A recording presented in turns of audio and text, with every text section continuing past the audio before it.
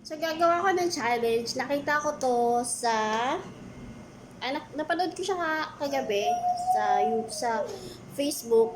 Tong eating lemon with no expression challenge. So, I try.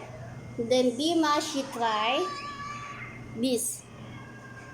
Nung walang expression pag kinain na. Okay, tatry ko mo. Ako muna magta-try. Wait. Try ko lang.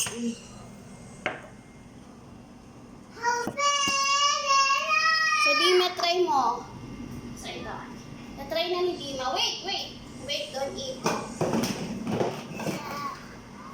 Yan. Try na po namin dalawa ang lemon with no expression challenge. Wait. Go. 1, 2. Wait.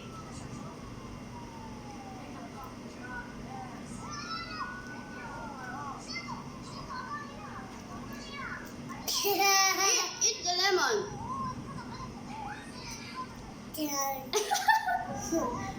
Huh?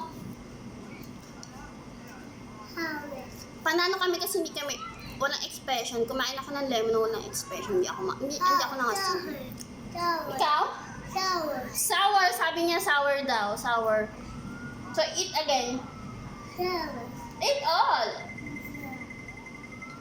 So, yun na nga, ang eating lemon with no expression challenge. Next time, gagawa ulit kami ng challenge nitong makulit na batang ito. Bye, everyone!